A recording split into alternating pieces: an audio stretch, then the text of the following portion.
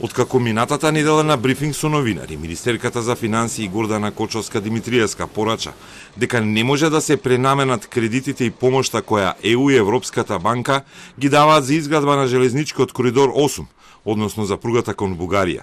Таа денеска со ново објаснување, кое е многу поблиско до ставот на премиерот Мицкоски, министерот за транспорт Николовски и пратеникот Бране Петрушевски.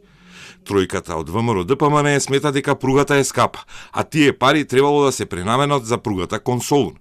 Министерката мислеше поинаку за пренаменот, а денеска со нова преправка на ставот.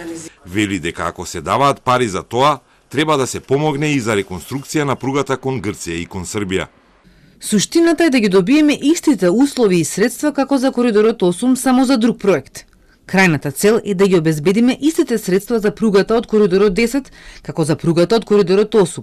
И релевантно е на кој начин ќе се изразуваме.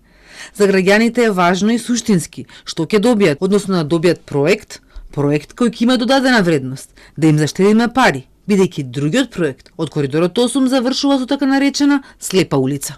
На граѓаните и на компаниите не им е битно дали станува збор за апликација за нов кредит или пренамера на стар кредит. Туку според министерката Кочовска, важно им е да имаат подобри и поевтини услуги и побрз транспорт на стоки до пристаништето во Солун. Пругата кон Бугарија е дел од примарната карта на европските транспортни коридори на Европската Унија, а исто така е дел и од така наречениот НАТО коридор за мобилност. Пренамена на парите од ИПА фондовите и Европската банка е речиси невозможна мисија.